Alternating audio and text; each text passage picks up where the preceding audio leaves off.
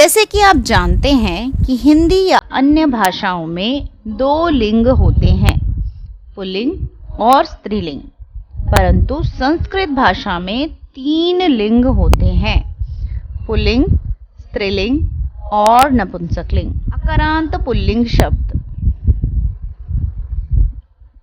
जैसे बालह, अगर हमें एक लड़के के बारे में या एक बालक के बारे में बात करनी है तो हम लिखेंगे बालह। अगर एक छात्र की बात हो रही है तो छात्रः। नरः मतलब एक मैन, एक आदमी। अश्वः एक घोड़ा, गजः एक हाथी, सैनिकः एक सैनिक, सूर्यः एक सूरज, वृक्षः एक वृक्ष, मुष्कः एक चूहा, मृगः एक हिरन, मयूरः एक मोर, अनलः आग, पवनः पवन, बिडालः बिल्ला, गदर्भः गधा, कपोतः कबूतर, मेघः बादल, सरोवरः सरोवर, कुकरः कुत्ता, वानरः बंदर, पिकः कोयल, शुकः तोता, काकः कौवा, वकः हंस, शौचिकः मतलब दर्जी, दूरभाषः, दूरभाष मतलब टेलीफोन, वृषभः, वृषभः मतलब बुल, भल्लुकः, भल्लुक मीन्स बियर, भालू, मंडुकः, मंडुकः मतलब फ्रॉग, हस्तः हाथ, पादः पैर, जनकः, जनकः होता है पिता को बोलते हैं। तो अभी तक हमने देखे हैं कि हम कैसे लिखेंगे। अगर हम एक हाथ की बात कर रहे हैं या एक पैर की बात कर रहे हैं या एक पिता की बात हो रही है तो वहाँ पे कैसे लिखेंगे। पर जैसे ही हम 1 से 2 में बदलते हैं तो क्या ये शब्द बदलते हैं या नहीं बदलते, या 2 से हम ज़्यादा की बात करते हैं तो क्या ये बदलते हैं? हाँ, ये बदलते हैं। संस्कृत में 3 वचन होते हैं। हिंदी में 2 वचन होते हैं ना, एक वचन और बहुवचन, पर संस्कृत में 3 वचन होते हैं। उन 3 वचनों को बोलते हैं एक वचनम, द्विवचनम और बहुवचनम। और वचन के अनुसार ही जो हमारे शब्द थे, जो अभी तक हमने पढ़े हैं पुल्लिंग शब्द, वो बदलेंगे। जैसे कि अगर हम एक बालक की बात कर रहे हैं तो हम बालह लिखेंगे, बट वहीं अगर हम 2 बालकों की बात कर रहे हैं तो हम बालो लिखेंगे। और अगर 2 से ज़्यादा है, 3 है या 100 है या 200 है, जब 2 से ज़्यादा बालक बढ़ गए तो हम लिखेंगे बालाह। तो जितने भी पुल्लिंग शब्द हैं वो एक वचन, द्विवचन और बहुवचन में इसी तरह से चलेंगे।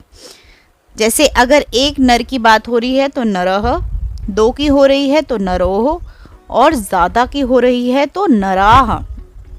एक घोड़ा अश्वह, 2 घोड़े अश्वो, ज़्यादा घोड़े, बहुत से घोड़े अश्वाह। गजह एक हाथी, गजो 2 हाथी, गजाह बहुत से हाथी।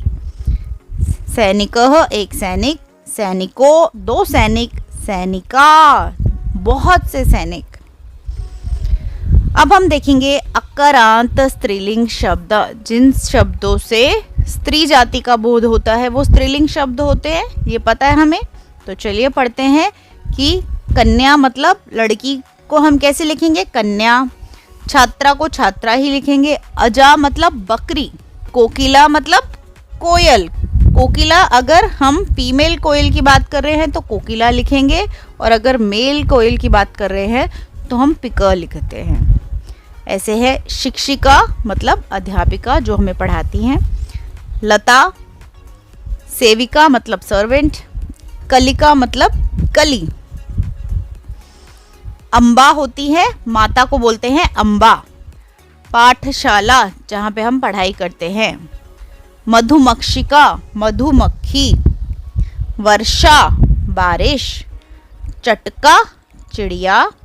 गायिका जो गायिका होती हैं। नायिका जो हीरोइन है। धरा, धरा मतलब धरती, नासिका मतलब नाक। जिस तरह से हमने देखा कि पुल्लिंग शब्द बदले हैं एक वचन में, द्विवचन में और बहुवचन में, इसी तरह से स्त्रीलिंग शब्द भी बदलते हैं। अगर एक छात्रा है तो छात्रा, दो छात्राएं हैं तो छात्रे, ज़्यादा छात्र हैं, 3 हैं, 300 हैं, 400 हैं, तो जैसे ही नंबर 2 से 3 होता है तो क्या हम उसको छात्राओं को क्या बोलेंगे? छात्राः। ऐसे ही एक लता, 2 लते और मैनी के लिए लताः। अजा, 1 बकरी, अजय, 2 बकरियां, अजाः, बहुत सी बकरियां। कोकिला, 1 कोयल, कोकिले, 2 कोयल, बहुत सी कोयल अगर बैठी है तो कोकिला। शिक्षिका, 1 शिक्षिका, शिक्षिके, 2 शिक्षिकाएं, शिक्षिका, बहुत सी शिक्षिकाएं। यहाँ पे कितनी हैं? 3 हैं, तो 2 से जैसे ही 3 हुई तो हमने क्या प्रयोग करना है? शिक्षिका। अब हम देखते हैं अकारांत नपुंसकलिंग शब्द। अकारांत नपुंसकलिंग शब्द वो शब्द होते हैं जिससे ना हमें पुरुष जाति का बोध होता है ना स्त्री जाति का बोध होता है। जैसे पुस्तकम, 1 पुस्तक, पुष्पम, 1 फूल, मित्रम, मित्र, गृहम, घर, फलम, फल, मुखम, मुख, पत्रम, पत्ता, भोजनम, भोजन, आम्रम, आम, कमलम, कमल, उद्यानम, बगीचा, दाड़िमम, अनार, चक्रम, पहिया, वनम, वन, व्यजनम, पंखा, वस्त्रम, वस्त्र। जिस तरह से हमने देखा कि पुल्लिंग और स्त्रीलिंग शब्द वचन के अनुसार बदल जाते हैं, उसी तरह से नपुंसकलिंग वाले शब्द भी बदलते हैं। एक वचन में पुस्तकम, द्विवचनम में पुस्तके, बहुवचन में पुस्तकानि। फलम, फले, फलानि। पत्रम, 1 पत्ता, पत्रे, 2 पत्ते, पत्राणी, बहुत से पत्ते। तो जब नपुंसकलिंग होता है तो आखिर में या आनी लगता है या आणी। पुष्पम, 1 फूल, पुष्पे, 2 फूल, पुष्पाणी, बहुत से फूल। इस पाठ में हमने जाना कि संस्कृत में 3 लिंग होते हैं। कौन कौन से? पुल्लिंग, स्त्रीलिंग और नपुंसकलिंग। और वचन भी 3 ही होते हैं। वो कौन से होते हैं? एक वचनम, द्विवचनम और बहुवचनम। अगर हम एक चीज़ की बात कर रहे हैं तो एक वचनम, 2 की बात कर रहे हैं तो द्विवचनम और 2 से ज़्यादा की बात कर रहे हैं तो वहाँ बहुवचनम का प्रयोग होगा।